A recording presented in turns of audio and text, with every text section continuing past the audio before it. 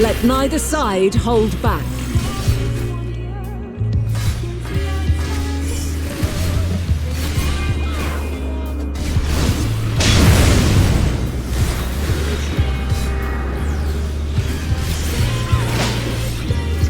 My blade sings!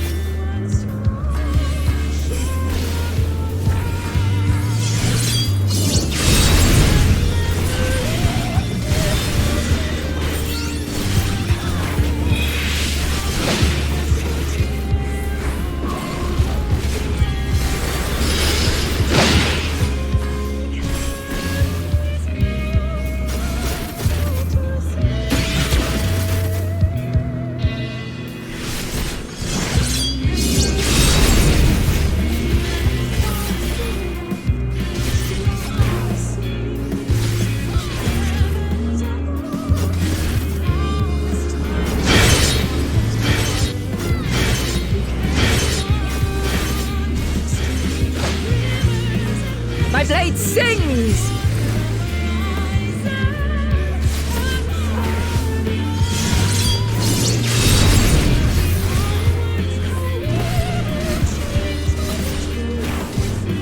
Impressive! I shall have to try something different.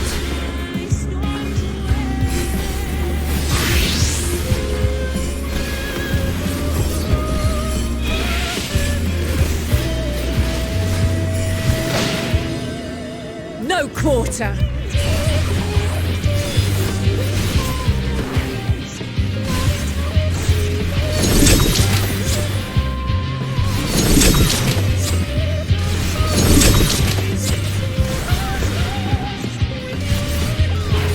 Have a taste!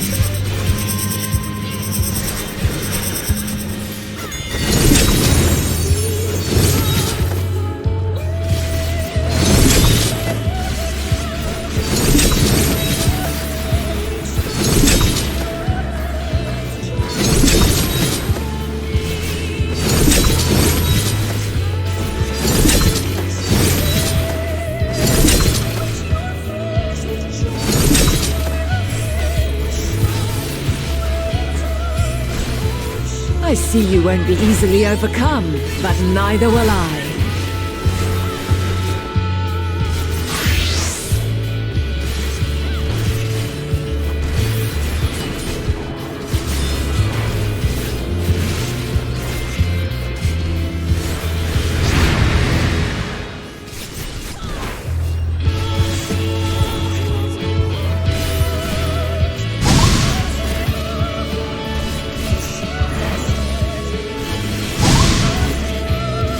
Prepare yourself!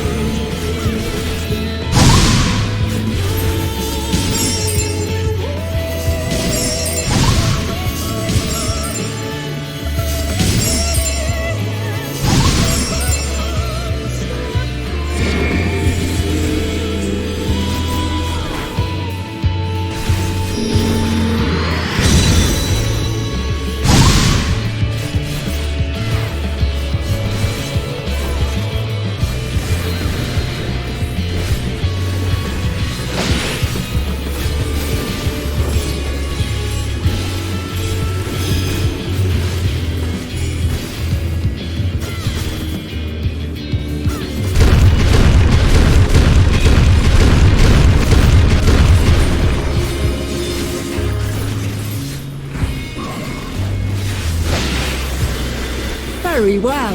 Let us move to the final trial.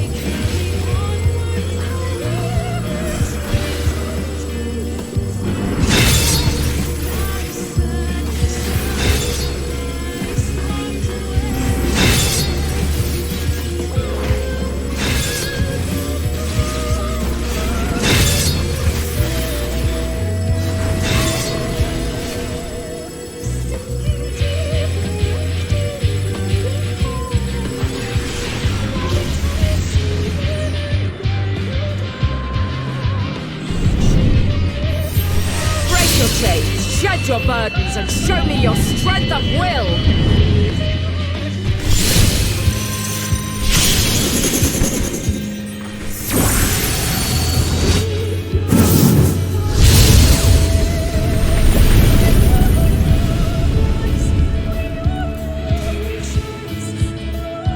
You still stand. The people of your time are more resilient than I had dared hope. I have seen enough.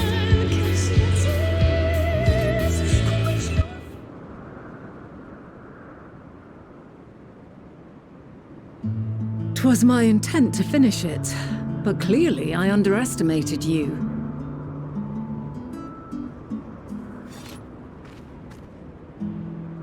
One would think I never learn. I made the same mistake with Azem when we first sparred. Despite being less than half my age, her strength was astounding. As is yours. 'Tis plain you have weathered considerable hardship. Far more even than your tales would suggest. It seems we have both learned much on our journeys.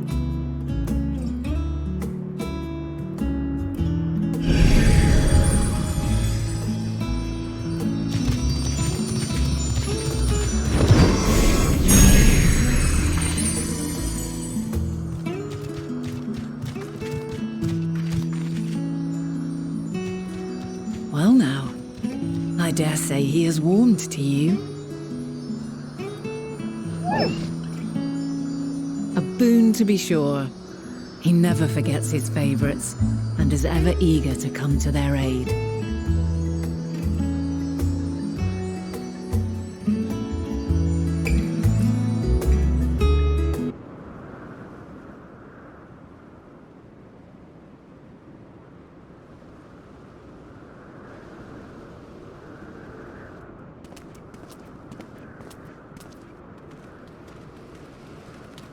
My apologies for keeping you waiting. I understand there is a matter you wish to discuss. Aye. A matter of the utmost gravity. If one can suspend disbelief. Go on then. Tell him what you told us. Who you are, and why you came.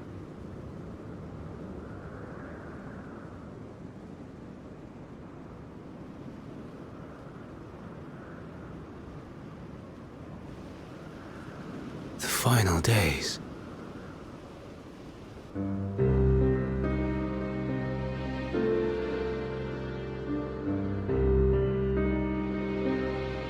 The phenomena observed during these star-encompassing calamities is likely the product of a dynamis reaction.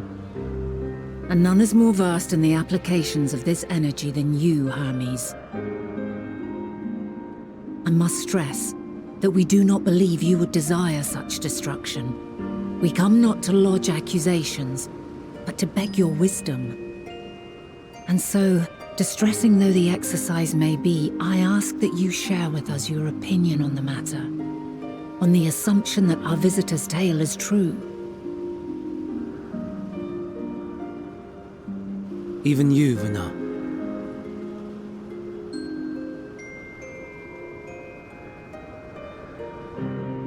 As you say, the phenomena observed in the two calamities may both be attributed to dynamis. Of note is the difference in its effect. In the first final days, it warped creation magics. In the second, it warped the people themselves. The key variable, I suspect, is the etheric density of the men of each age. As you know, ether, in essence, negates dynamis. Harboring high concentrations of ether, we ancients cannot readily manipulate dynamis, nor be manipulated by it. Therefore, rather than ourselves, the calamity affected our magics. In contrast, having been sundered, the people of the future are composed of but a fraction of our ether. Thus are they susceptible to the influence of dynamis and its transformative potential. but that would explain only the mechanism, not the cause. Though perhaps...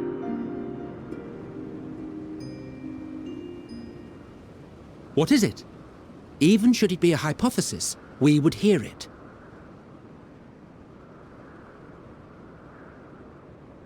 Dynamis is an energy put in motion by feelings. Feelings for which there must first exist a source. A source to which the victims must be attuned. One that harbors the selfsame negative emotions. Elsewise it could not be the agent of such extreme change. So it wasn't the stagnation of the celestial currents. Someone, or something, is instigating the star's demise.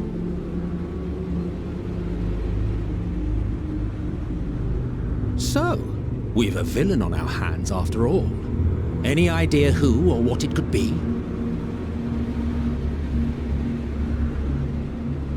The celestial currents comprise the outermost layer of the star's ether, encasing it like a protective sphere.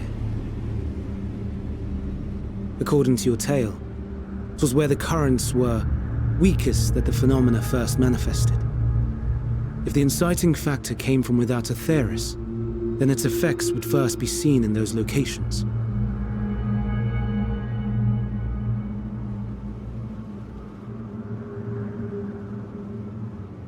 Greetings. Can you hear me?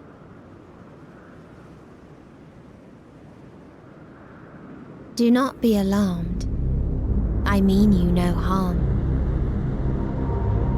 I wish only to hear your words, share your feelings, know your thoughts. May we please be friends? Meteion. What is it?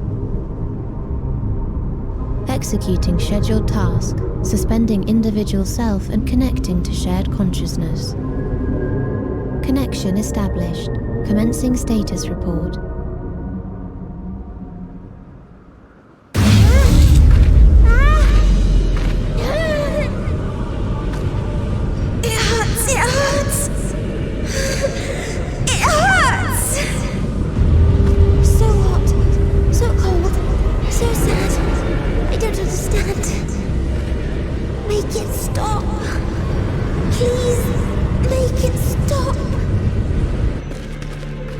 Steady, Meteion. Steady. So scared. So lonely. The pain. It's too much. Why? Why do we... They hurt.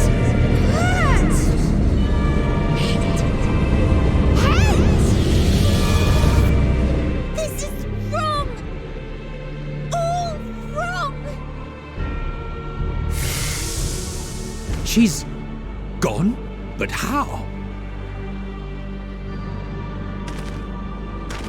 She has altered her etheric density in order to blend in with her surroundings, an ability for avoiding confrontation. Most effective. Frustratingly so. I can't see her either. Not even a trace. Stay away. Please. This is wrong. My mistake. So please. Are you all right?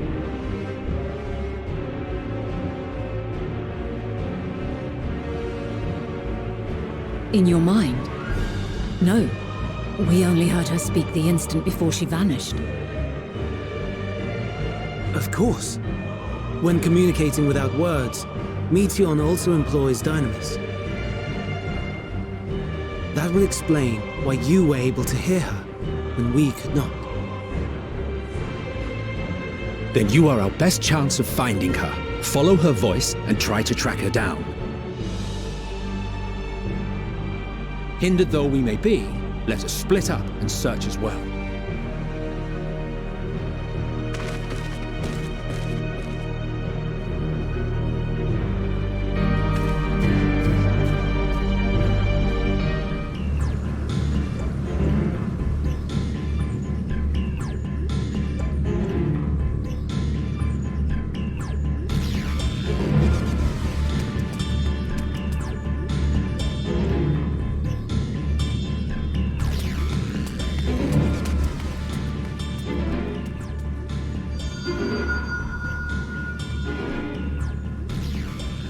Aha!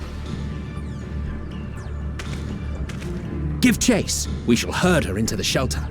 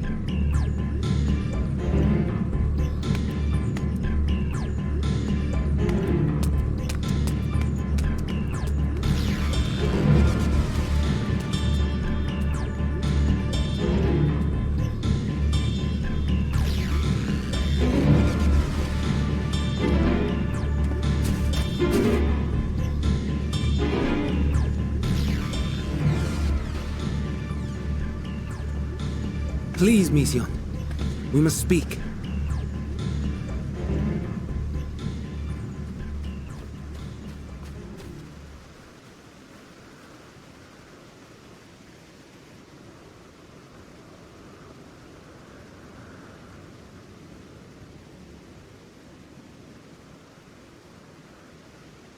I'm sorry, Hermes.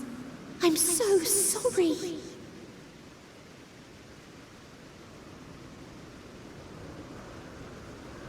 If someone can hear these words, then please.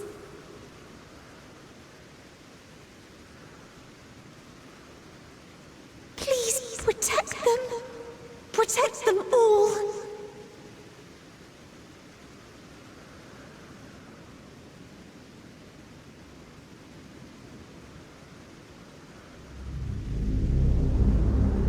Individual self-suspended. Connection with shared consciousness stable. Our survey is complete.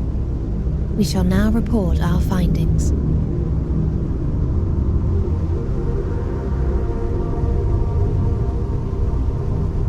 All units safely arrived at their respective destinations. Seeking answers to Hermes' question, we attempted to make contact with the intelligent denizens of each star. Results are as follows, in order of numerical code. Enna. Traces of civilization found. Structures believed to have served as domiciles. No extant life forms detected. Dio. Ruined remnants of buildings scattered across star, surface of which is encased in ice. Presence of life could not be verified. Tria. Evidence of large population centers, akin to cities recovered. No extant life forms found, only their lingering essence. Tessera. Edifices surmised to be abandoned residences found. No extant life forms detected. Deadly plague or extreme environmental degradation likely to have led to mass extinction. They are all dead. Octo. Star found in state of violent conflict. Contact successfully made with inhabitants, but deployment of weapons of mass destruction resulted in total annihilation of local population shortly thereafter. Inea. Star is a barren desert. No identifiable flora found. Bones of living beings resembling men discovered beneath sands, but determination regarding their intelligence inconclusive.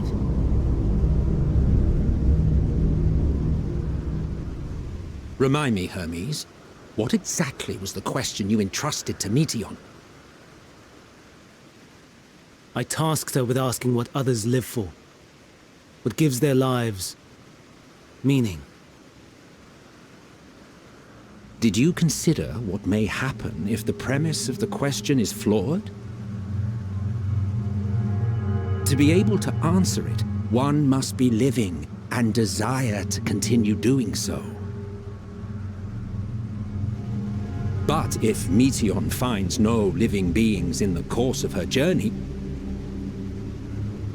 or none who desire to live, what then?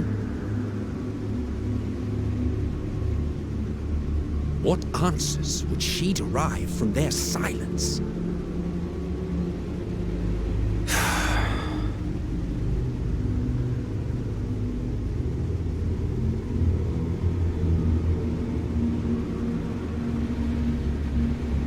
Meteion, enough! Suspend your mission and return hither at once. Decapente.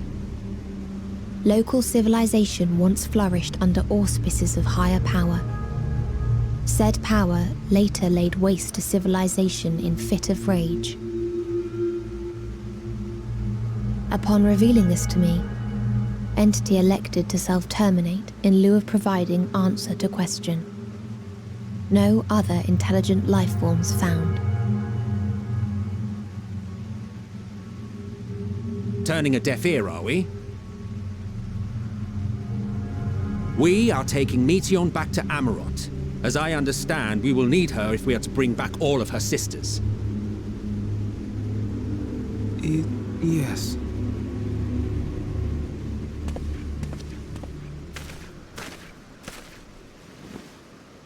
Meteion.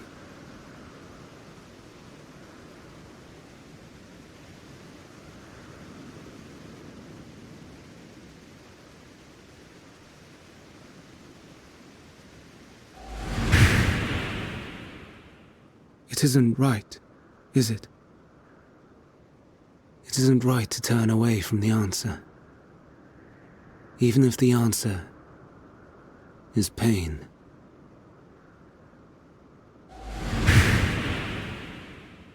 Even if we aberrations must scream ourselves hoarse to be heard.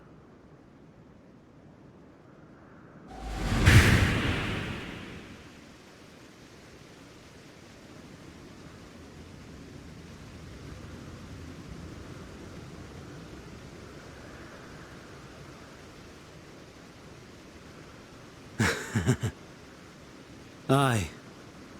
Whatever answers we find, I will not dismiss them out of hand.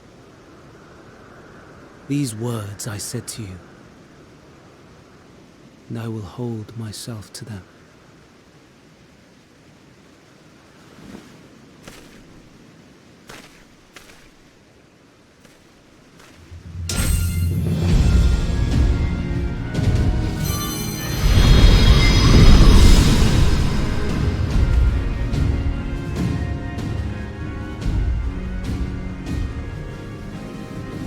What is the meaning of this? You cannot take Meteion, not until she has finished her report. All else must wait.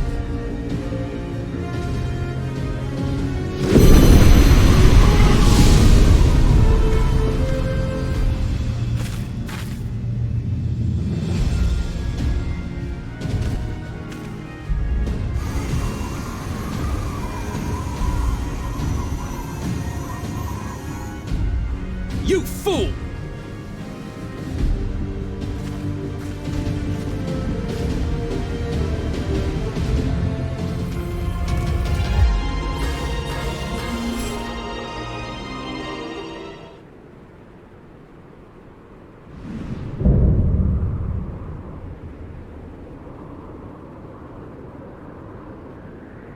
So, it comes to this.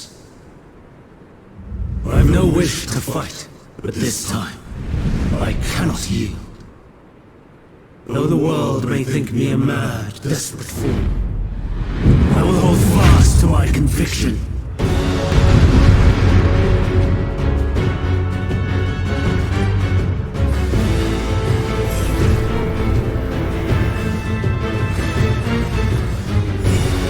I will have the time and tranquility I require.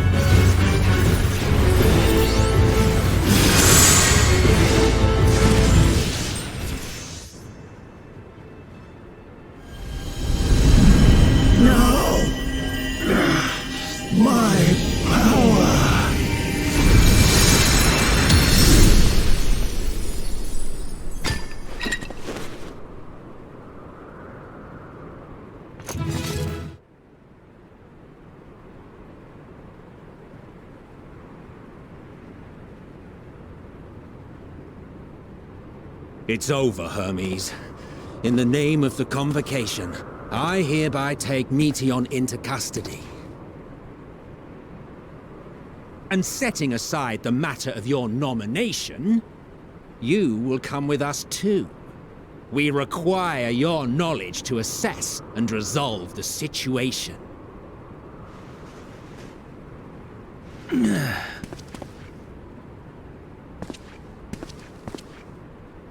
Meteion, I am so sorry. Would that I could have listened to your report in full. Reflected upon its meaning and conveyed it to others. That they might reconsider their chosen course.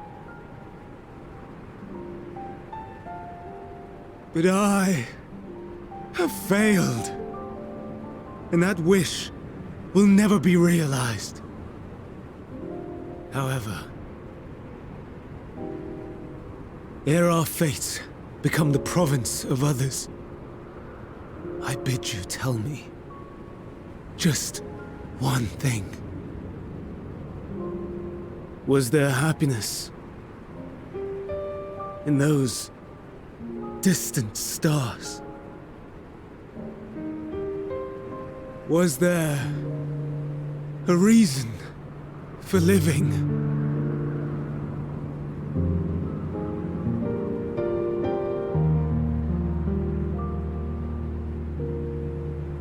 We conducted our search as per your instructions. We scoured historical records, communed with the spirits of the deceased,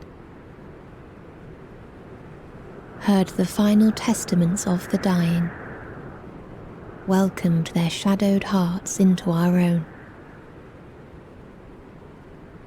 One race had striven to create a world bereft of animosity.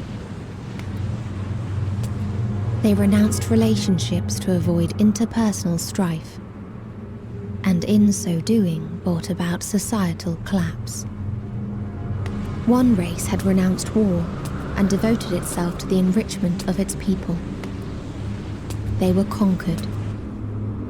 Though they destroyed the enemy in reprisal, they could not regain their former glory.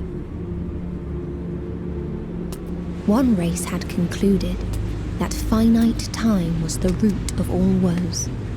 Aspiring to shatter its shackles, they went in search of infinity. They discovered nothing is infinite, and that neither time or death can be cheated.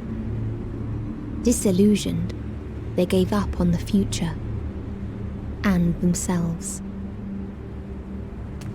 One race had discarded all things that gave rise to sorrow, hoping to have only joy. They found joy lost its savour in the absence of sorrow, and lost their will to live. Though worlds apart, these peoples shared a belief. The belief that they had tried their best. That they had tried to fulfill their potential with every step and success. In the course of which, they learned the truth. That they would never be free of fear and sorrow, anger and despair, of loneliness, so long as they yet lived. Even now their souls cry out for oblivion. And to this song of anguish, I lend my voice. We lend our voice. Oh, beloved mankind, shimmering jewels of beautiful Etheris, rejoice, for we will free you from the cruel yoke of existence. There is no need to struggle in vain, for in nihility awaits salvation. You will know peace and serenity, and it will be beautiful. We will make our nest at the edge of the universe. And there, in the dark of dead worlds, hoard sorrow and suffering. There we will sing, our chorus ever louder and ever clearer, that our song may reach even this ether-shrouded star.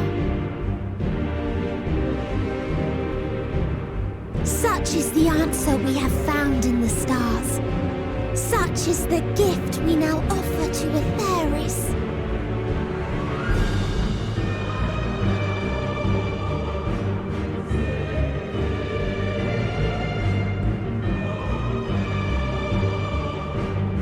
Who are you to decide our fate? To decree we live or die?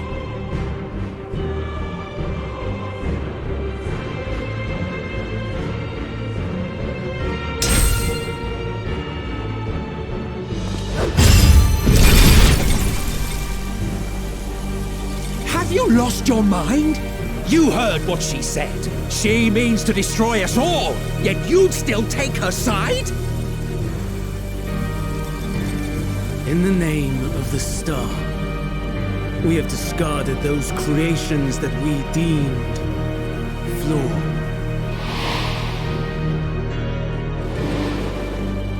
If we ourselves are flawed, does it not stand to reason that we too should be discarded? That is sophistry, and you know it! Perhaps it is. Perhaps I am wrong.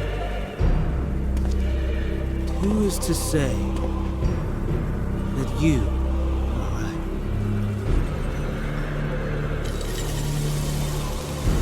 Let us settle this with a determination.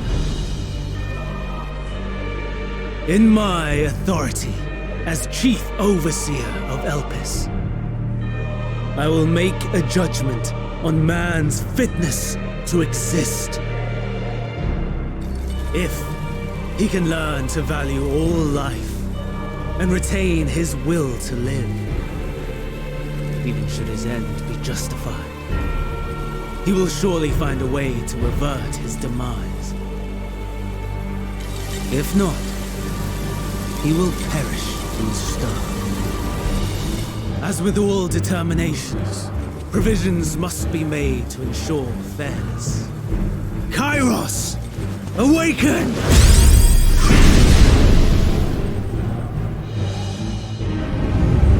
Memory reconfiguration system Kairos activated. Awaiting instruction. Command. Universal memory alteration. Target area. Catesis Hyperborea. Starting point. Arrival of Emet-Selch of the Convocation at Propylion. Endpoint. The present. Erase the memories of all events and replace with a vague recollection of the following. I was here, preparing to demonstrate the functionality of Kairos to Emet-Selch and Hythlodaeus. Meteion's shared consciousness became unstable. She and her sisters could not sustain their existence, and all dissipated with a burst. The resultant shockwave accidentally triggered Kairos, which erased several days of memories from all present. Execute. Command acknowledged. Initializing. 3 processes remaining to execution. Bravo. I dare say one would be hard-pressed to make it fairer. Everything that you told us, everything that has happened, the fact we've even met, it will all be gone.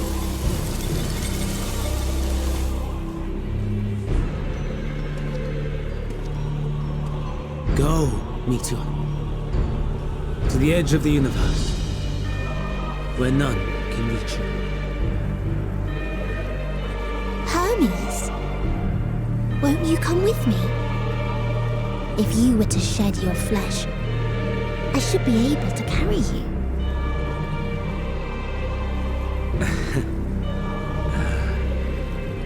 I will remain. As a man, I will oppose the oblivion you bring. Silly fool. Had you said yes, I would have granted you the gentlest end.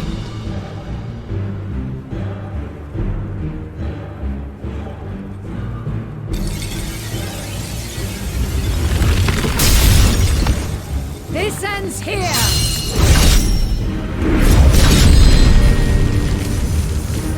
Lie, Meteion!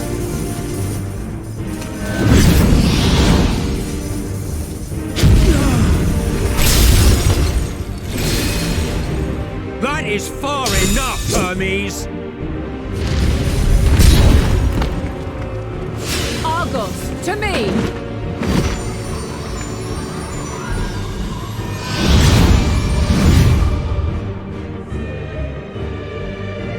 First process complete. 2 remaining to execution of memory reconfiguration. As if we needed more pressure.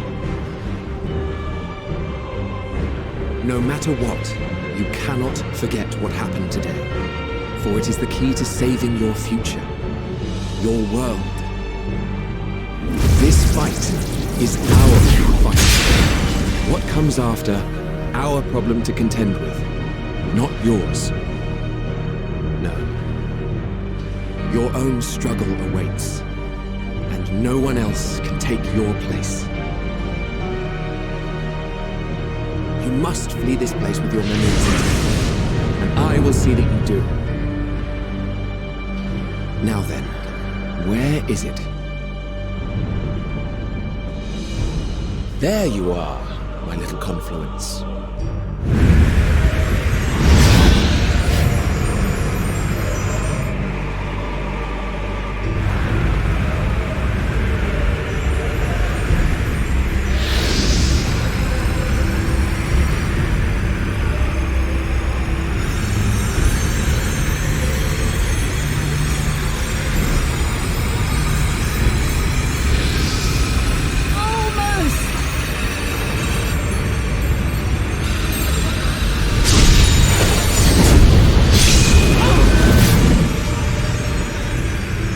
Very well, then.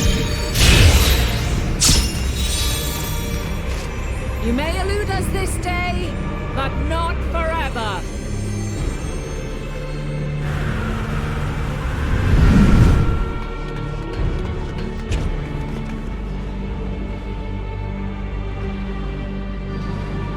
Meteion's gotten away. Second process complete. 1 remaining to execution. No time for brooding. Listen well. Beyond lies a spatial confluence that connects the interior sections of this building. I will destroy the confluence and force open a way outside. When I do, you must jump through.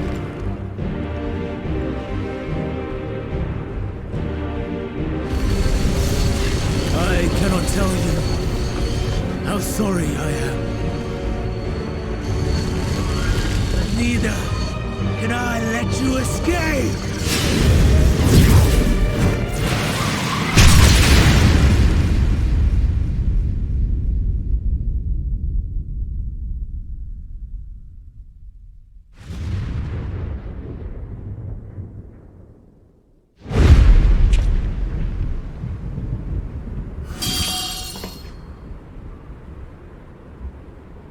Too brave by half.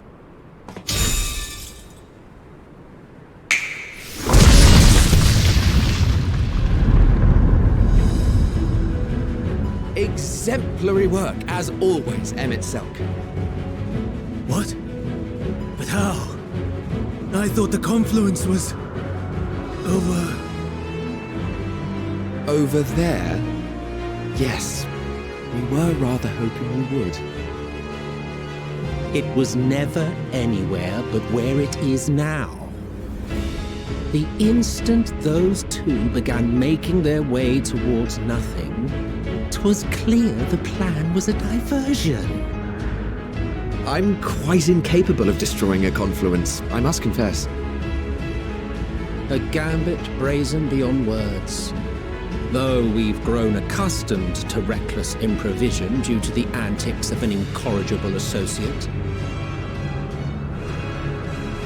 Though, in the case of certain present company, incorrigible is an understatement. Honestly, I'm beginning to suspect it's a requirement for every asset.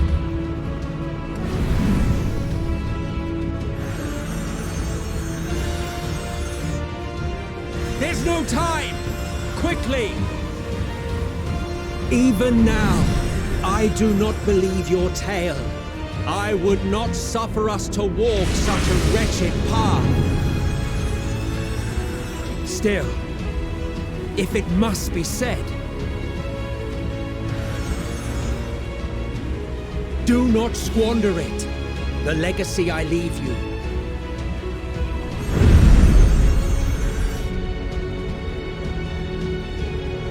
Final process complete. Executing universal memory alteration.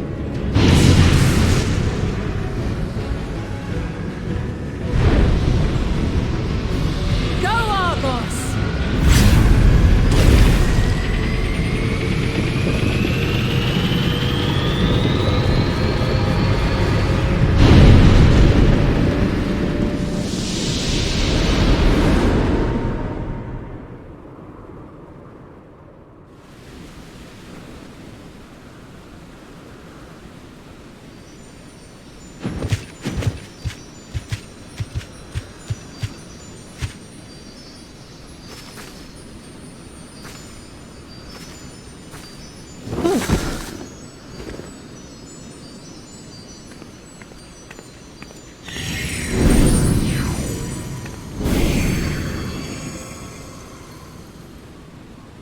I'm fine. Just a little tired.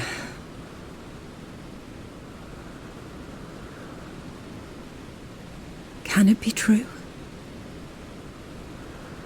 Are we the only ones left who see beauty in the world? In life? Are the stars above no more than husks of fallen civilizations?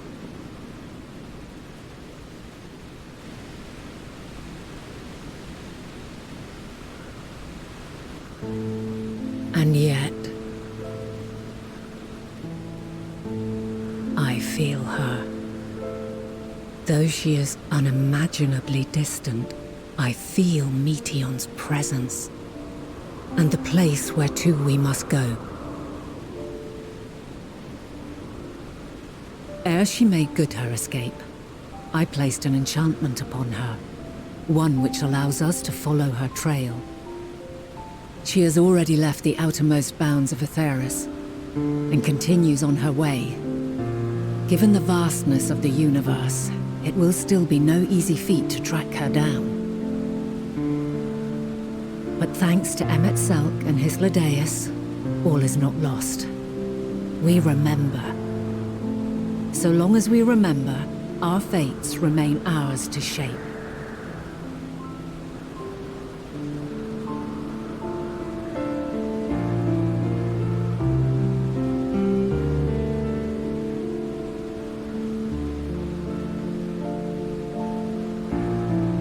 I'd like to know too. Let us ascertain the situation at Cutisis Hyperborea, where they should still be.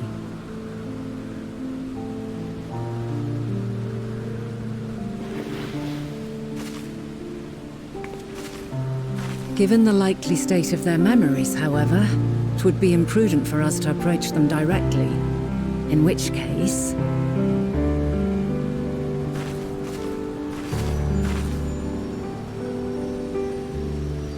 I'm sorry, my friend. I've asked much of you this day. But may I trouble you one last time?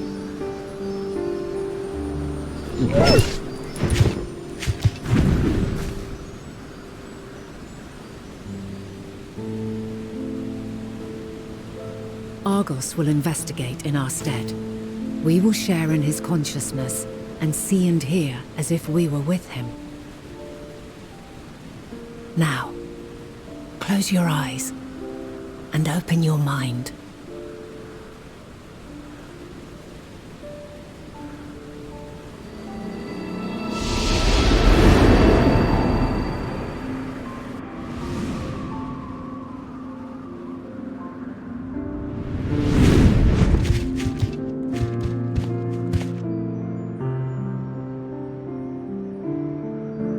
Thank goodness you are unharmed. Unharmed? There is a gaping hole in my memories. I can scarcely remember arriving here in Elpis. Forgive me. I was preparing to demonstrate the functionality of Kairos to our guests.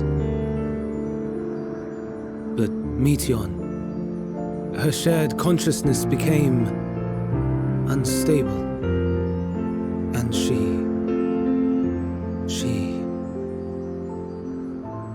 So, that's what prompted the state of alert. And when you went to investigate, you were caught in Kairos's accidental operation. So it would seem. It's all a blur to me. Such an unfortunate accident. Oh, and what of Venat and your other companion? You went inside together, as I recall. We did?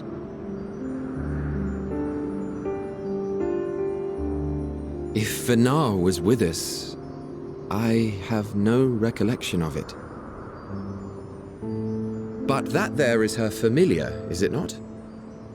The fellow seems happy enough, so I think it's safe to assume his mistress is well.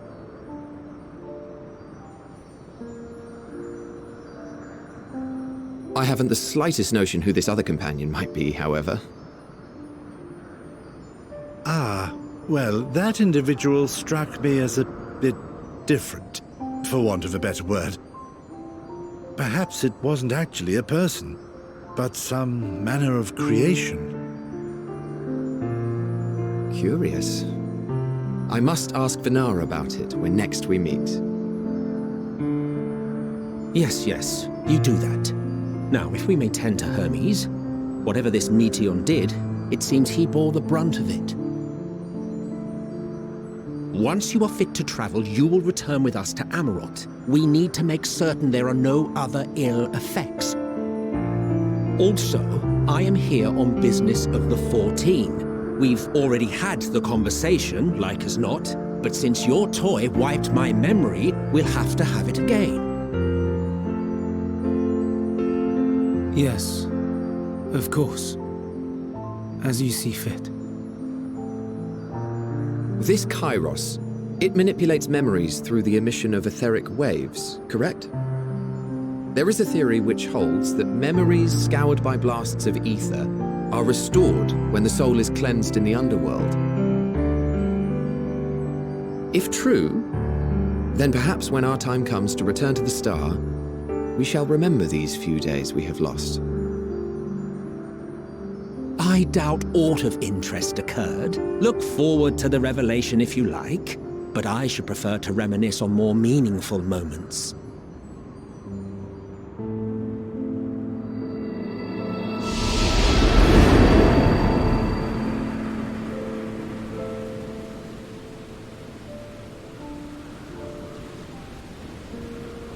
Let us rest, if only for a while. After all, you and I... oh, we still have a long, long way to go.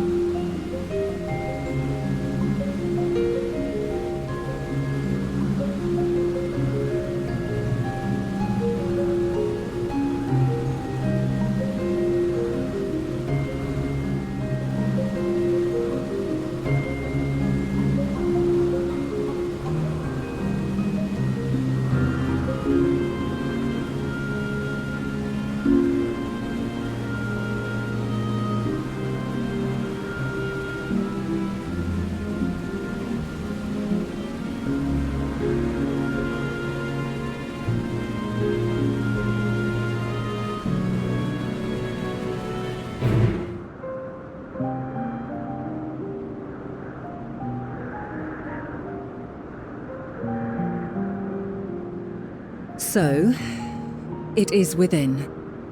The portal that brought you hither, and will take you home.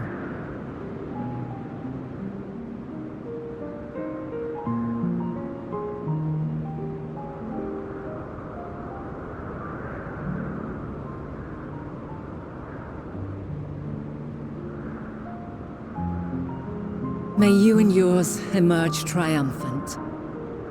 Make use of the knowledge you have gained, that your days in Elpis and our friend's sacrifice be not in vain. With Meteion free to pursue her designs, 'tis only a matter of time until the final days are upon us. We must be ready. From fortifying our defenses to securing our escape, there is much to be done. In spite of this, we cannot allow the report that set this calamity in motion to become common knowledge. Were the masses to learn the fates of the other stars, I fear the situation would spiral out of our control. I must carefully consider who can be trusted and bring them into the fold.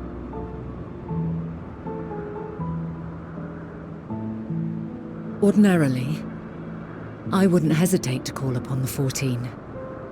However, it was the desire for a fair determination that drove Hermes to attempt to erase our memories. Were he made aware of his actions, there is no telling whether he would remain a friend or become a foe.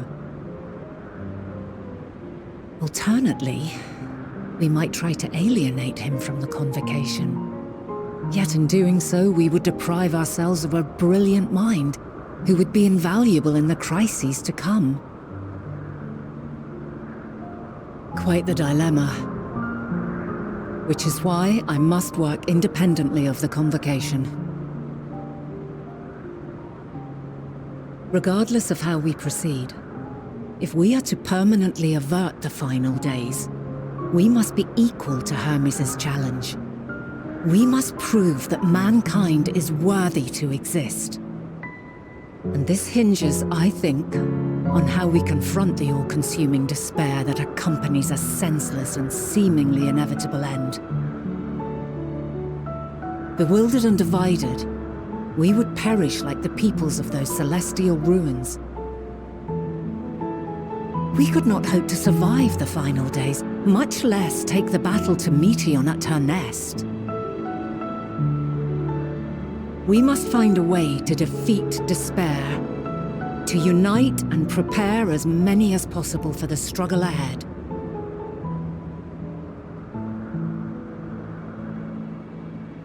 Heavy will weigh the burden of guiding this legion of souls. Yet I have faith in mankind's potential. As long as he believes in himself, there is naught he cannot achieve. So I will not give up on him, on us. You may find your world to be very different, or perhaps the erasure of our friend's memories has sown the seeds of a conjunction between us. We cannot know until the moment is at hand. So shall I strive to do my best, taking naught for granted as I walk my path.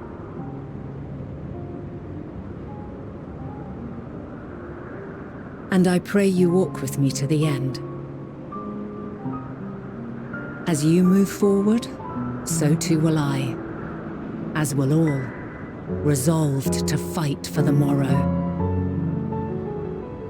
And when mankind has found the strength to stand against despair, we shall silence the song of oblivion. She who sings it will learn our journey is far from over. This I promise.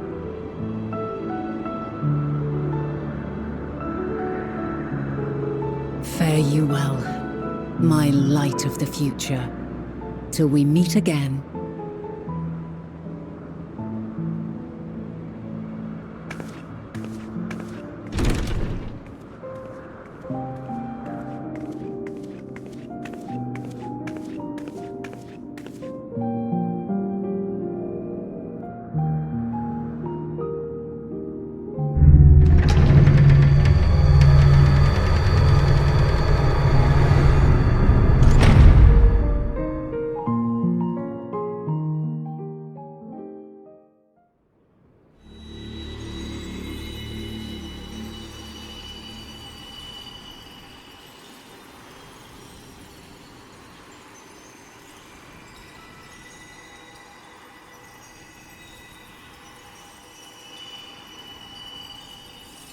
From this day forth, I shall strive to bring honor to the seat of Vandana.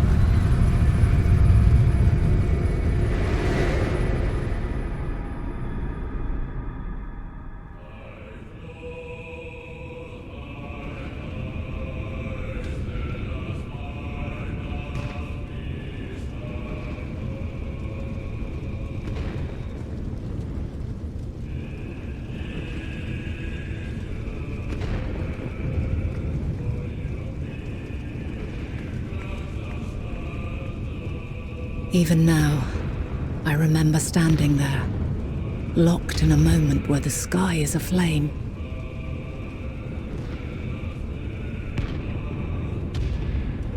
Where stars fall as tears, and screams darken the seas. Where resignation rots the trees.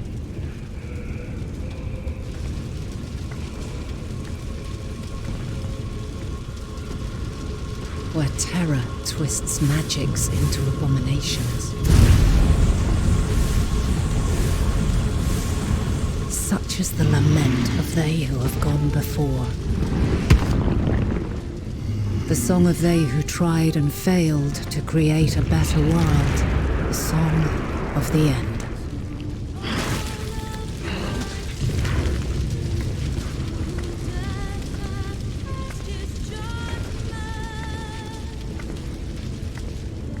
That which hides at the edge of the universe is no longer hope's creation.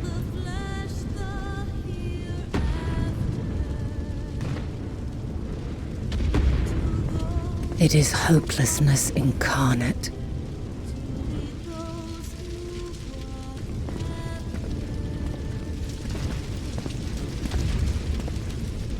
That day, mankind saw half of its number sacrificed to bring forth Zodiac.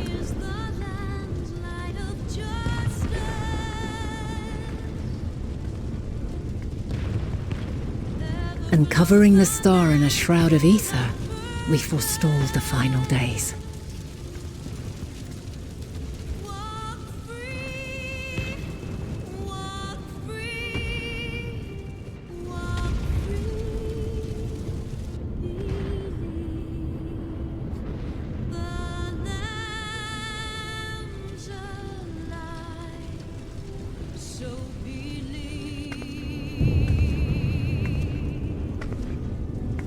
Yet the cries echoed still. We wept for innocence lost, wailed for death inevitable.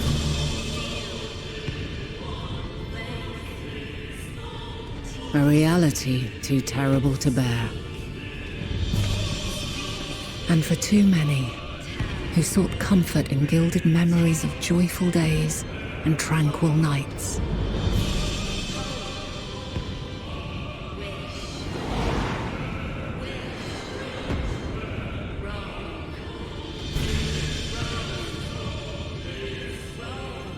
This is all wrong! Why must we suffer so? It needn't be like this. No. There must be a way to restore things to the way they were. To reclaim the perfect paradise we once had. No, my friends. Suffering exists, and we cannot pretend otherwise. No civilization, however great, could eliminate it. If we would live, we must accept it as our constant companion.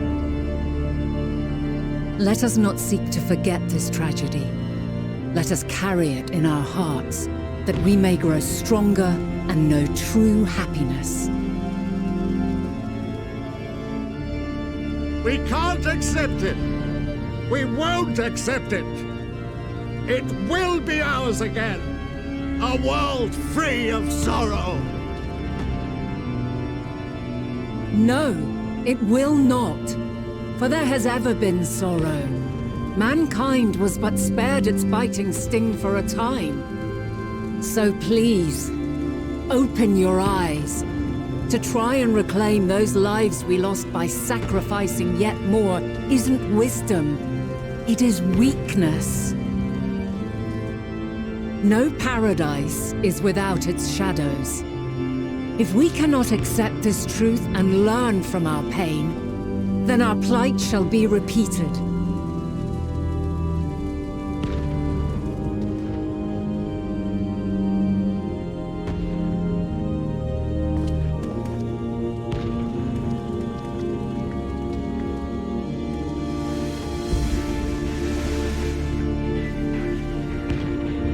O mighty Zodiac! God, born of our boundless faith, we bid you, hear our prayer. Accept this offering of lives, and deliver unto us the lives we once had. Deliver unto us the days of old, the days when the star was a font of love, and we knew naught but bliss.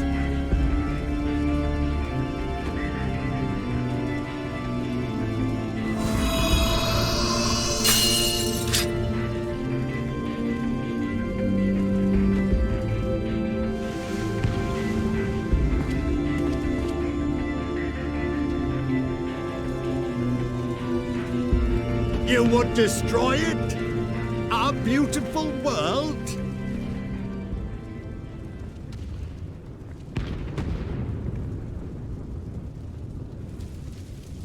Lands that stretched on forever. Skies one could drown in. The heartbeat of nature, silent yet strong. And amidst it all, a people. Beacons of light and life. Laughter that warmed my heart like naught else before. They are my meaning and my purpose. My love. In spite of, or perhaps because of this, I choose to believe in mankind's potential, in his ability to find a way forward. So let there be no way back. From that temptation, I sunder us. No more shall man have wings to bear him to paradise. Henceforth, he shall walk.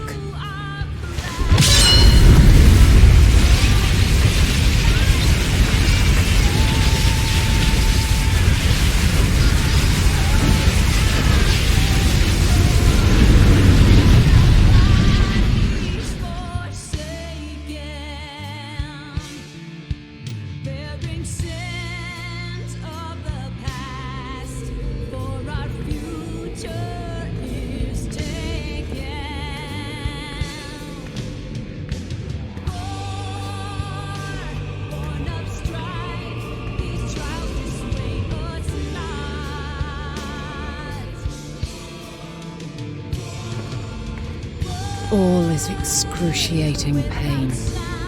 I breathe fire and torment.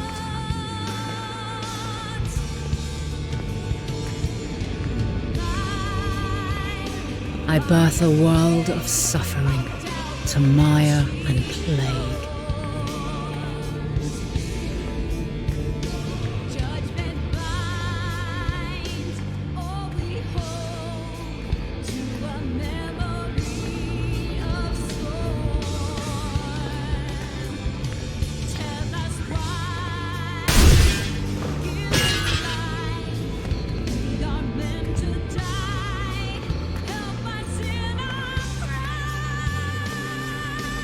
In one fleeting moment, lives come and go, ever moving towards the unknown. And in that fleeting moment, they cry for the answer to the question. Why, given life, are they meant to suffer, to die?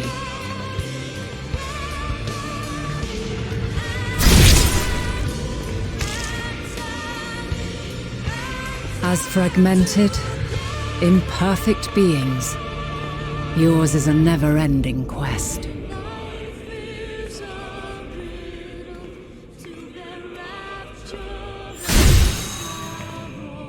A quest to find your purpose, knowing your end is assured.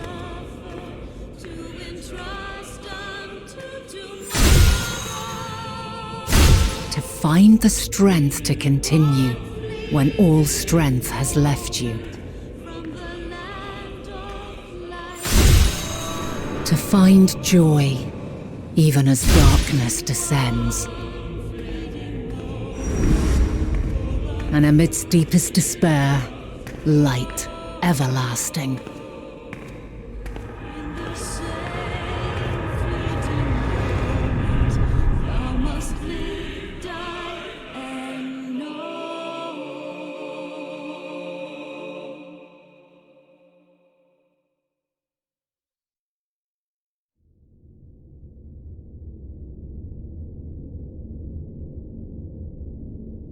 A conjunction has begun to form, an intertwining of your time and mine.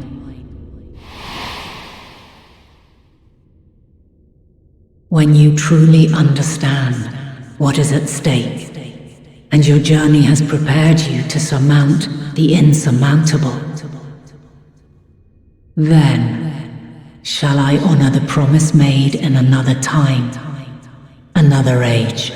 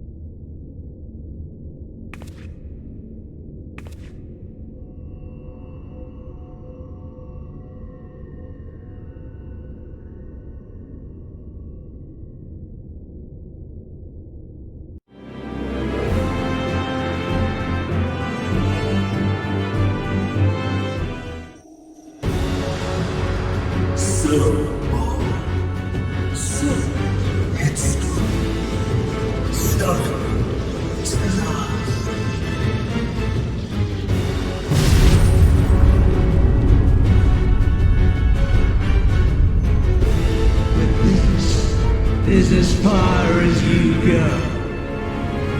Oblivion beckons!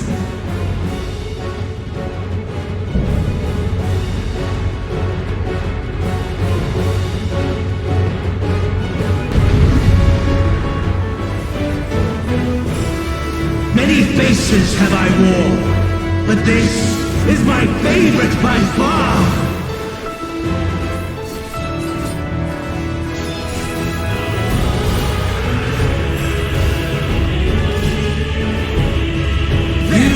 Persist in this folly no longer. You cannot stop us!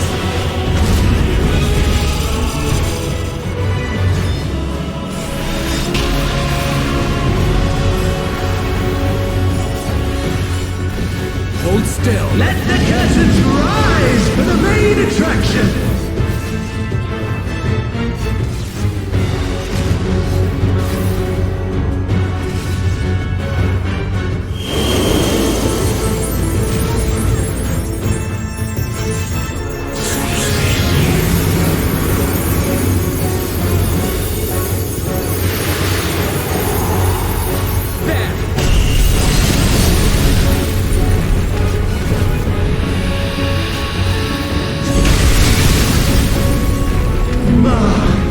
What a boorish audience you are! You cannot stop us!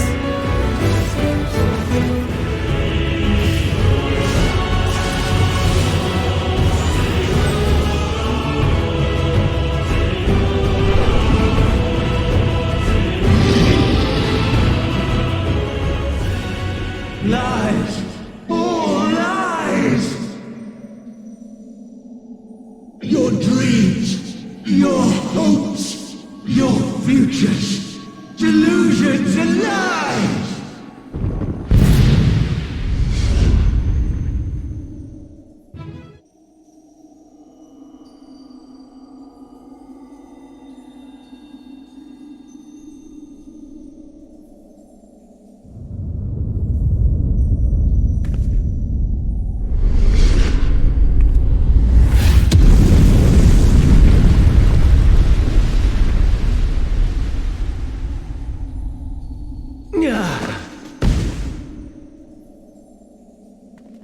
My very essence begins to wane. Sweet, sweet agony.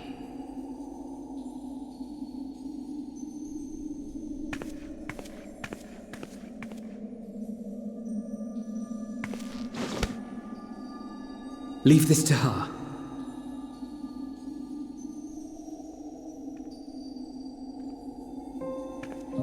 Come to deal the coup de grace. Good. Watching you struggle against the inevitable is bad comedy.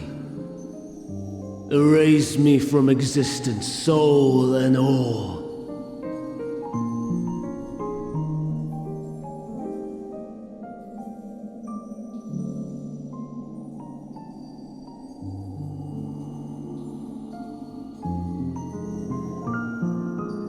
How would you know that name?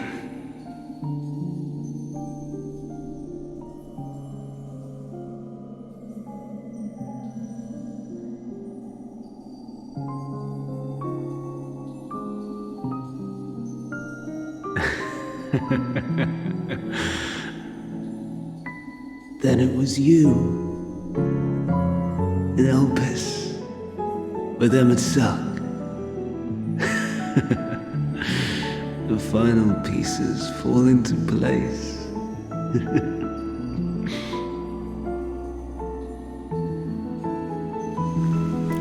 In my halcyon days, as the mortal Amon, I was haunted by a dream.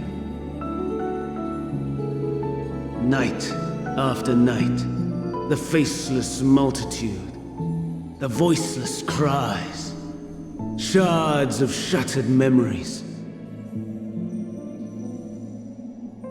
But slowly, the fog began to clear. This was Elpis. And I was Hermes. Recurring though it was, I paid this dream little heed. It was only when I was granted the seat and memories of Fandaniel that I knew these visions to be true. They were the memories of Hermes that he himself erased using the power of Kairos.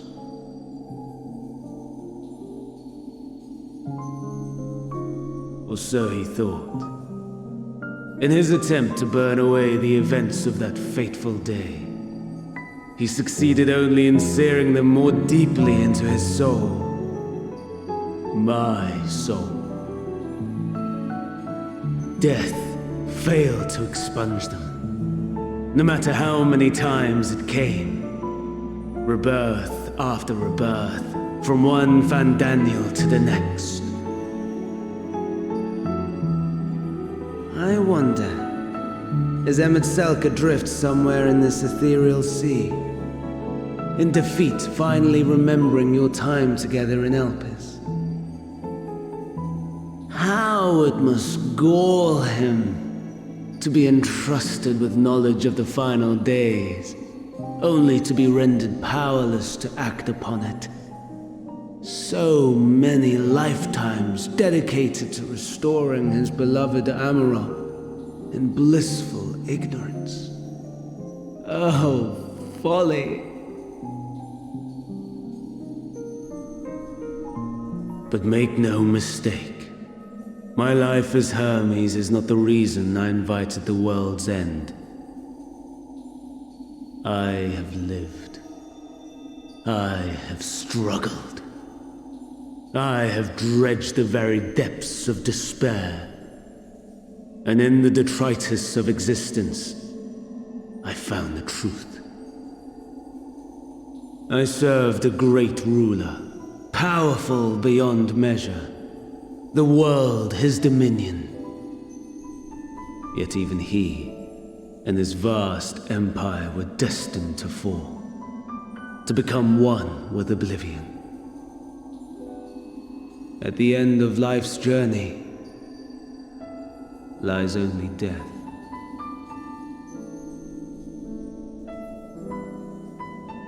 So I ask you, why live at all?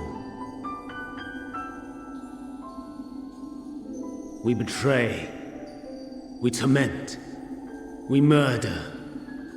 We are wicked, spiteful creatures, without exception. If life is so sacred, so precious, why fill it with such misery? Man wallows in a hell of his own making without purpose or meaning. To live is to suffer, and I would end that suffering by my own hand. It matters not if it flies in the face of all believed right and just. Death is the only solution!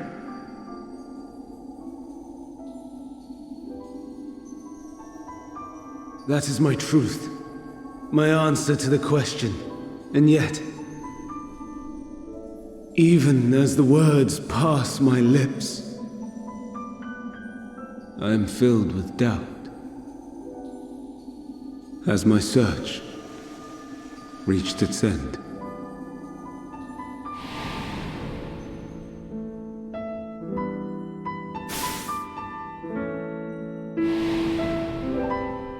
Was this the only way?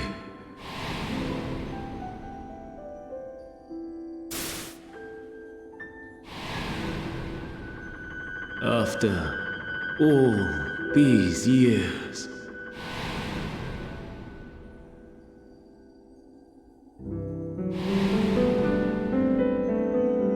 is this the answer I was hoping for?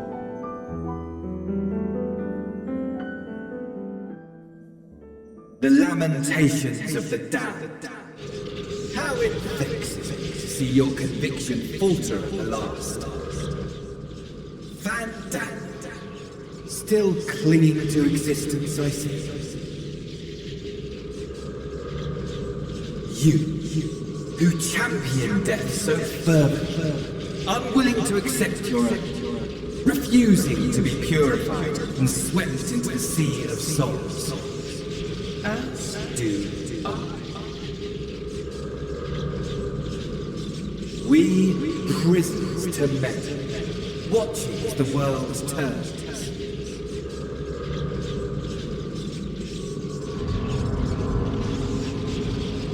Though unlike me, you will be spared the ignominy of having your corpse made a puppet, danced to another's tune.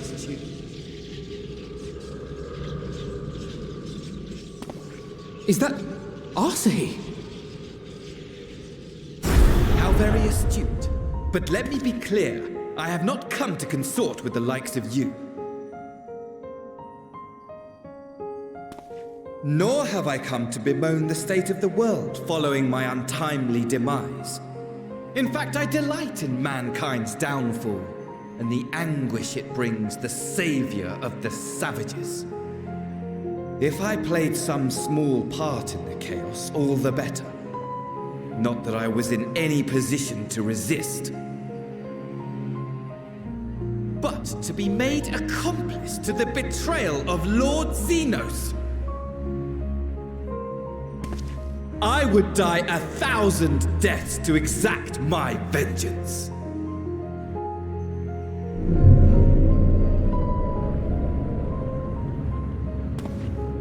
Now you are at my mercy. I shall drag us both into oblivion, and you will never see the fulfillment of your magnum opus. Even should you be reborn, your desperate search for answers must start again.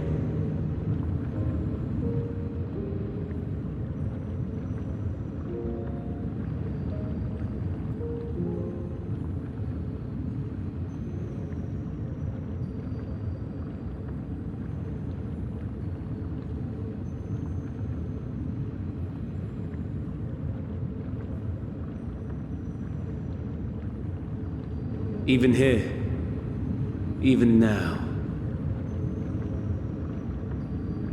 you have every right to hate me. For the fool I was, for the monster I became. But I will not beg forgiveness. The tale of Hermes, the man who knew so much, yet understood so little, ends here.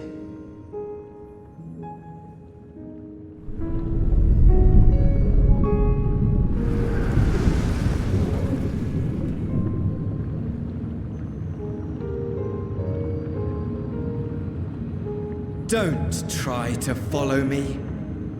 I had more of you people than I could stomach in life. Never mind in death. Likewise, I pray we do not meet again.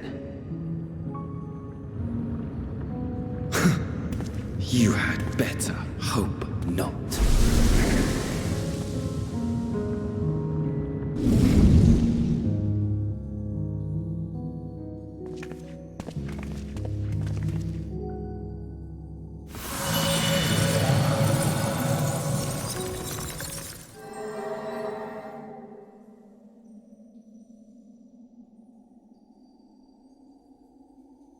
Come.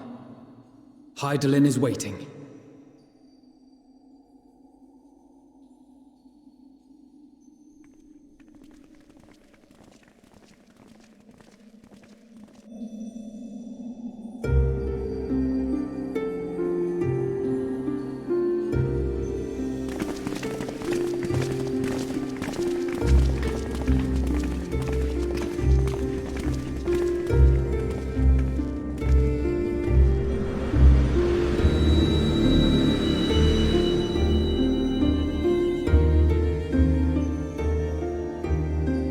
Brave travelers, I welcome you.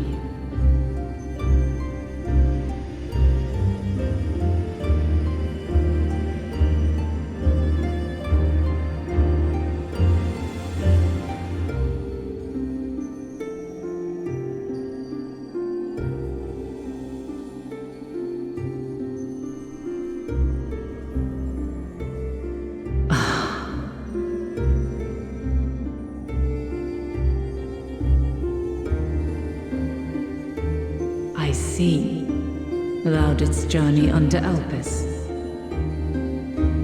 And now, the rivers of time converge.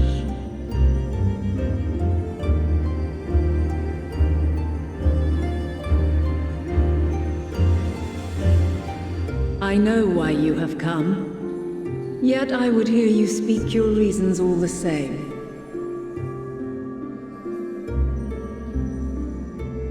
You created the moon to deliver mankind from the final days. But is that really how it has to end? We do not wish to abandon this world. We want to protect the source and all of its shards. To flee is but one of two paths. The other leadeth to Meteion, far beyond the stars, where she doth chant creation's requiem.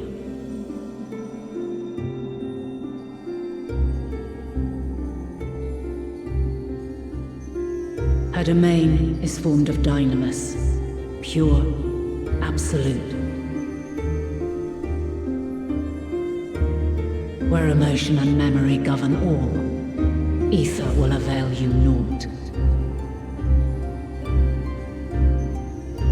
Meteion hath gathered the pain and despair of countless stars, and to go unprepared is to go unto your doom. We'll beat her. We'll win. I swear it. Is what I might have said once. After everything I've seen, all the times I've succumbed to my own anger and fear. I can no longer pretend that courage and faith will be enough. But are we truly so powerless that our only choice is to flee? Far from it, my child.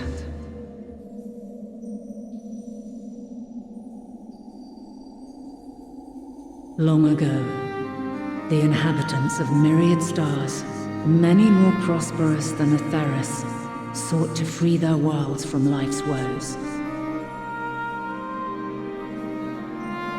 Sorrow and anger, conflict and hostility, despair, and even death itself.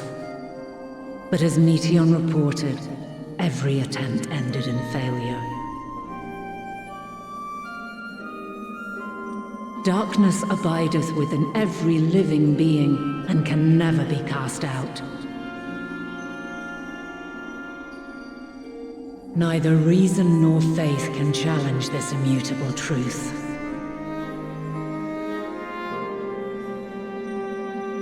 To live is to suffer. And in suffering, find strength and purpose and hope.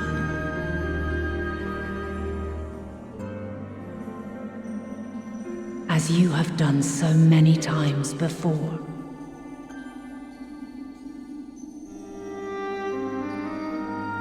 Thou dost pursue an impossible dream, yet knowing this, you pursue it nevertheless.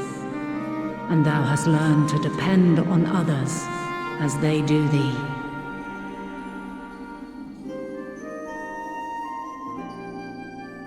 Thy yearning for the power to save the powerless hath ever driven thee to greater heights. Thou hast grown strong.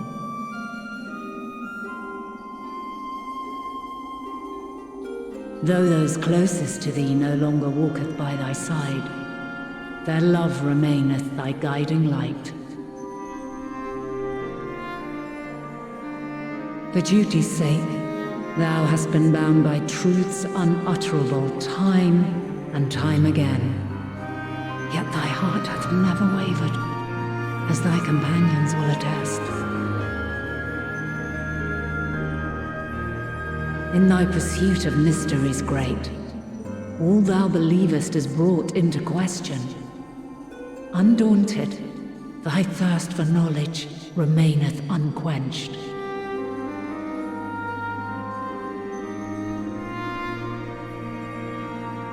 The fires of hatred that once burned in thy heart burneth no more. From their ashes doth spring the light of love, warm and pure. As witness to black calamity, thou despaired at man's helplessness. Resolved, thou didst unite a distant world on the brink of collapse.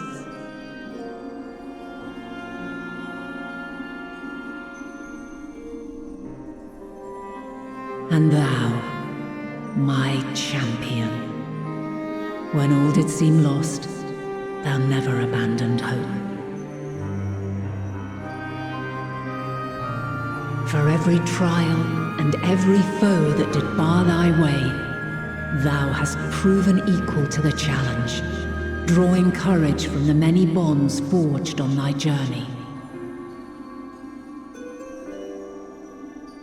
You have all known despair, and though the end approacheth, you walk on, heads held high. Therein lieth your power, the strength to silence the song of oblivion.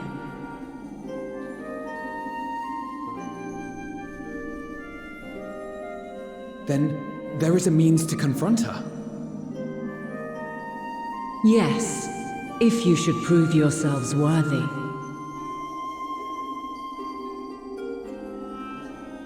Hark!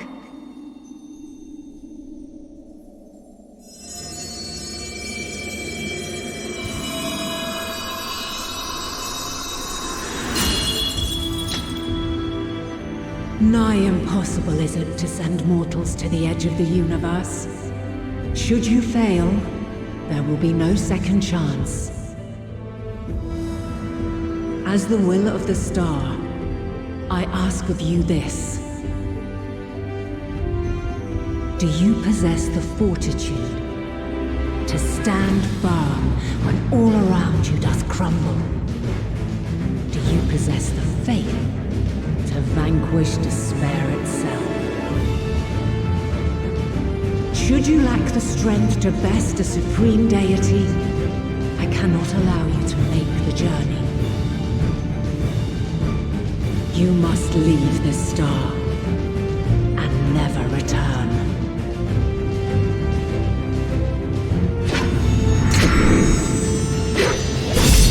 Prepare yourselves. Prove ourselves worthy, eh? Sounds straightforward enough. Aye. No room for confusion there. In any case, we've come too far to back down now. I am of the same mind. What power I have, I shall bring to bear. The three of you seem to be forgetting who we're up against. It's not every day we battle a divine being of untold power. Well, not quite every day. Do try not to get underfoot. Needless to say, there'll be no margin for error. Let us hold nothing back. For the people of this world and those beyond the rift.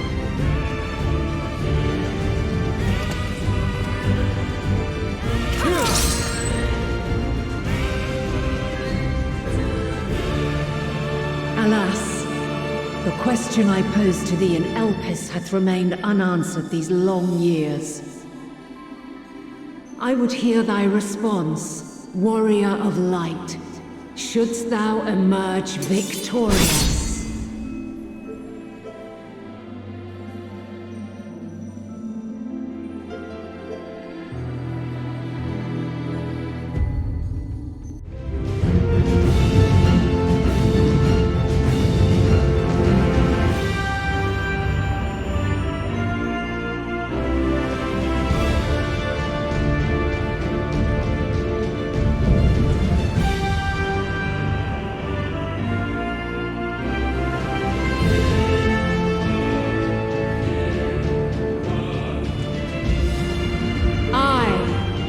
Last of my kind shall test thee. Come, prove thy worth.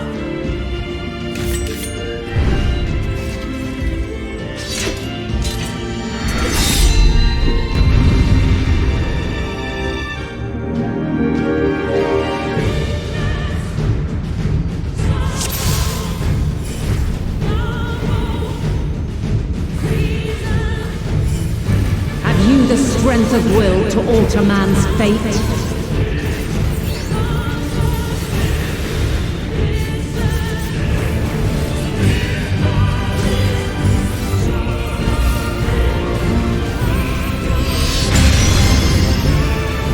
A change of arms. May the test continue. You know.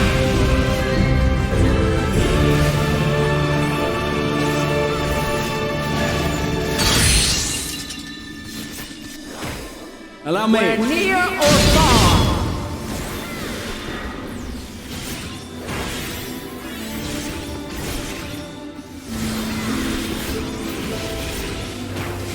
And now this.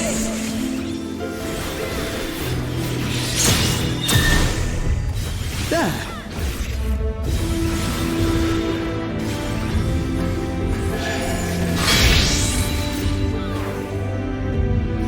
Light unyielding.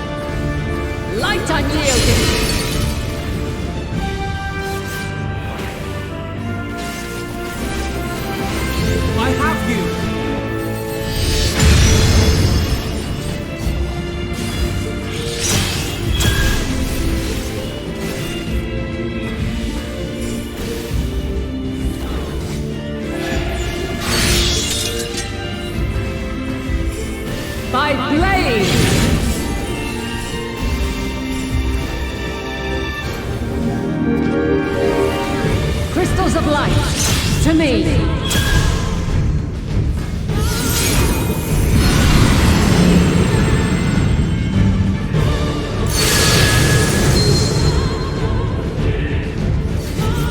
Together we shall overcome this. You're mine! Make ready! The song of creation's end. Feel.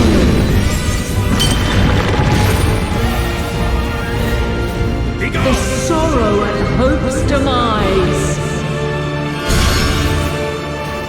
Think.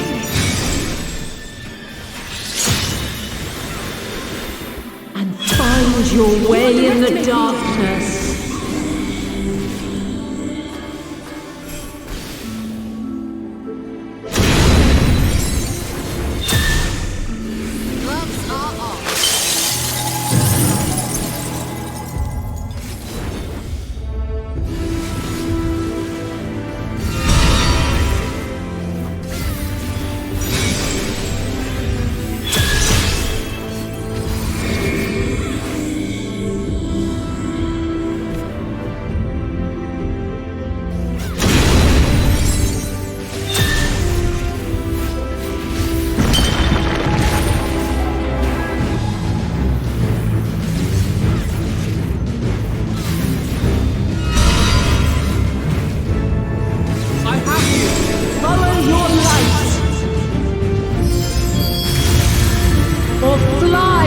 Children, and never look back.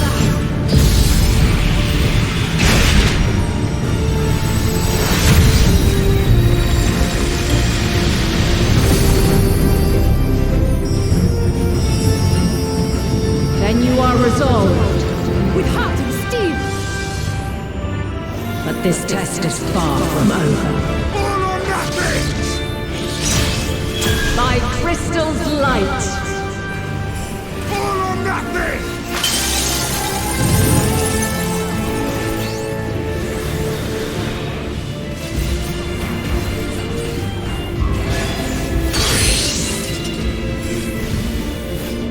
We're near or far.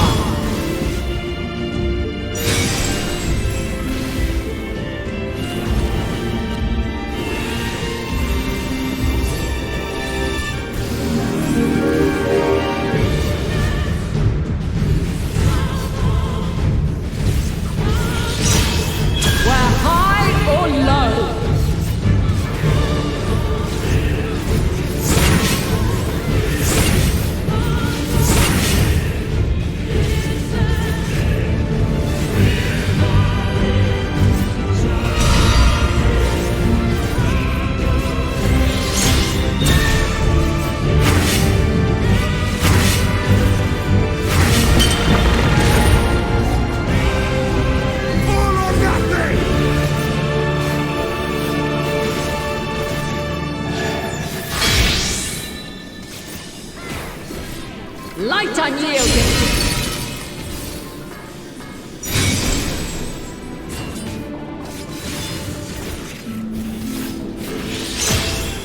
Refulgence eternal! You underestimate me!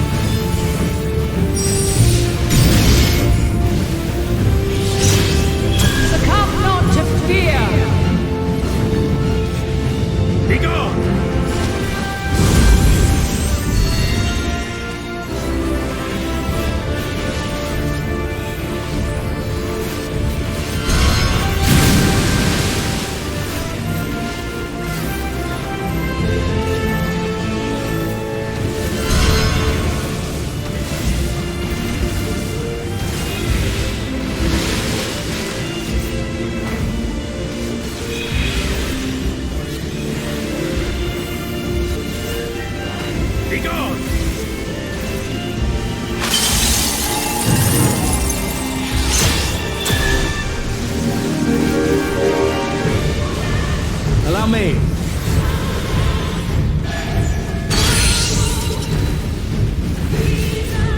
We're near or far. I will not hold back. You underestimate me.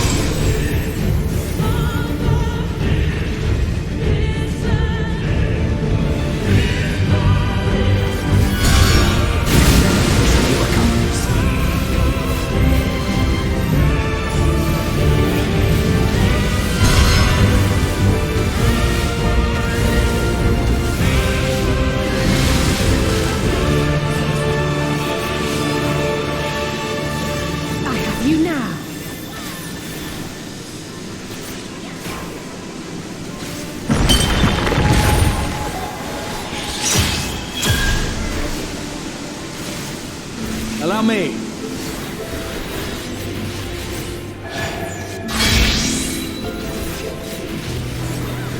Light unyielding.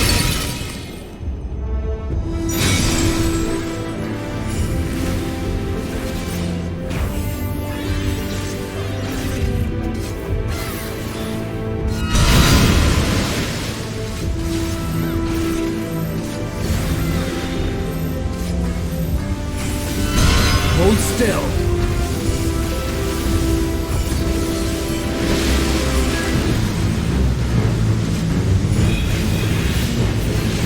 Be gone!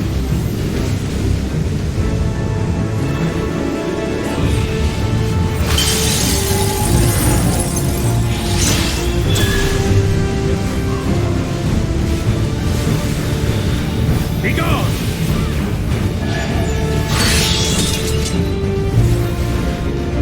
By blade!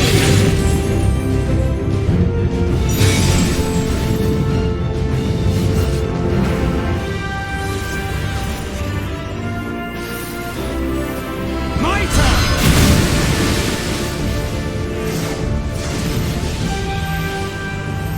Hold still.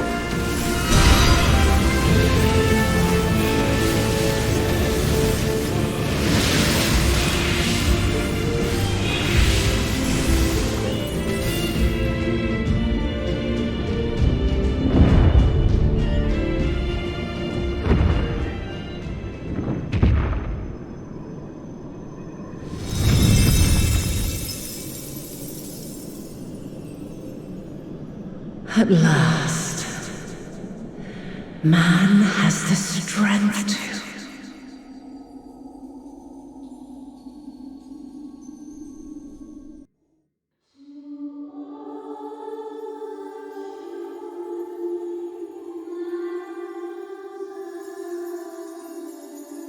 No, this can't be happening.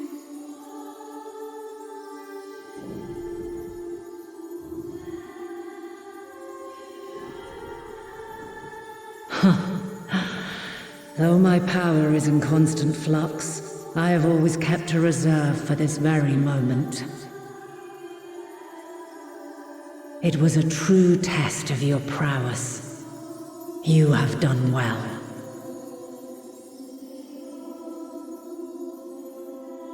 There is one thing I must ask. By sundering the world into 14 shards, the ether of all living beings too was divided. This reduction would in theory allow us to more easily interact with Dynamis. Having seen mankind brought to the very precipice of extinction, you wished for us to develop a means to overcome despair. You believed we had the potential and sundered all creation to see it fulfilled, to deliver us to that swirling maelstrom of Dynamis in which our foe hides, and grant us the power to defeat her once and for all. Is this not true? It is as thou sayest.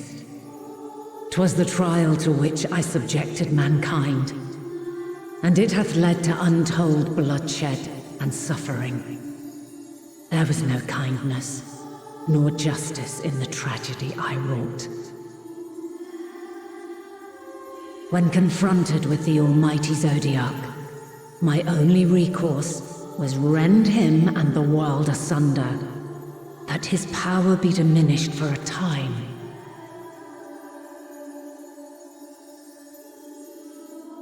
And so it came to pass. Now you, my chosen, have surpassed my expectations, surpassed me. I entrust the fate of the universe unto you.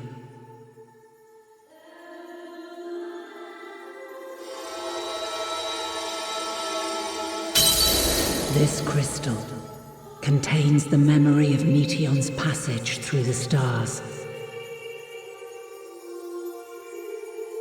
Deliver it unto the Loporrits. They will guide you to her.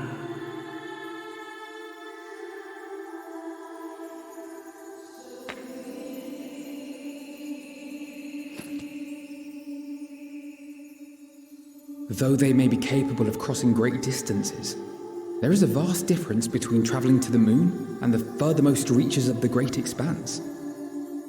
And unlike Meteion, we cannot simply soar on waves of dynamis to our destination. Indeed. To make such a journey would require an astronomical amount of ether. But a solution lieth close at hand.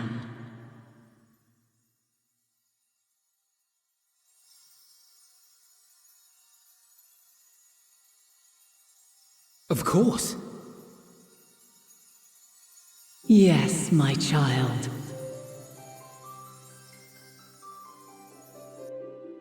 Ever since I became the will of the star, the ether drawn here had slowly crystallized.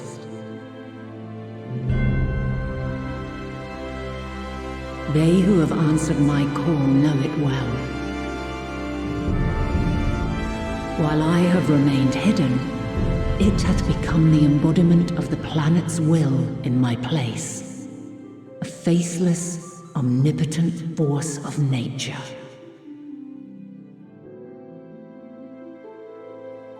The Mothercrystal, our final hope.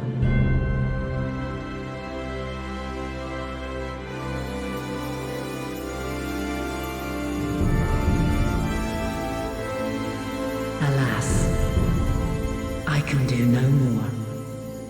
The fulfillment of this task doth fall to you, my chosen.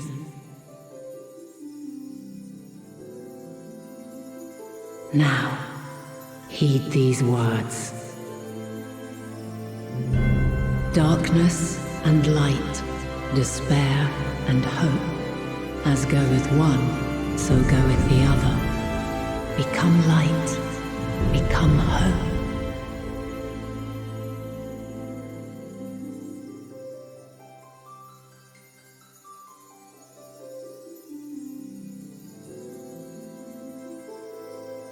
I have a gift for thee. Come closer.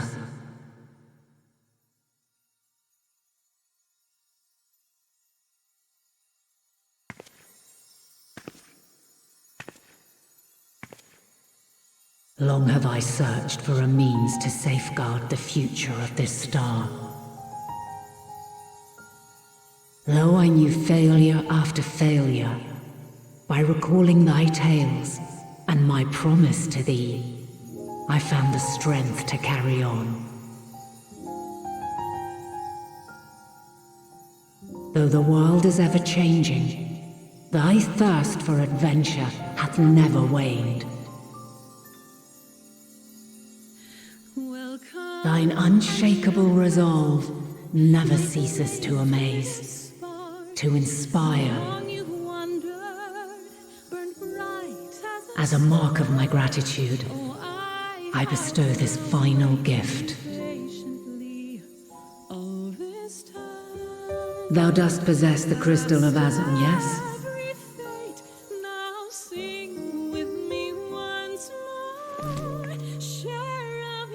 As Hydaelyn, I reside over the forces of stasis, tranquility, peace. The laws which impart stability to existence itself. I will weave this self-same power into the crystal, granting thee mastery over matter, to give form to the formless. Use it wisely, for it will not last indefinitely. As thou hast seen on thy journey through the ethereal sea, souls are drawn to thee. Mayhap this trait will prove to be a boon rather than a hindrance.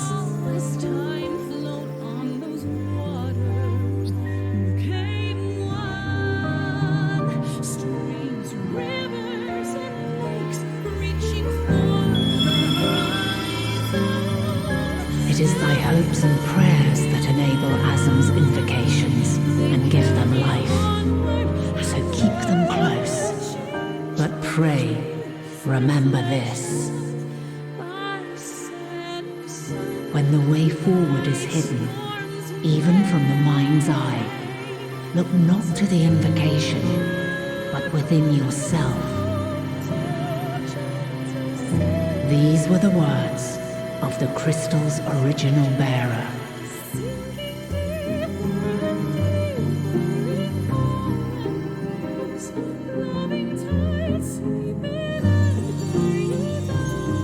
With that, my work is finished. Fulfill our promise. Right the wrongs committed when the world was yet whole. Silence the song of oblivion. Teach her a brighter melody. Show her our journey is far from over.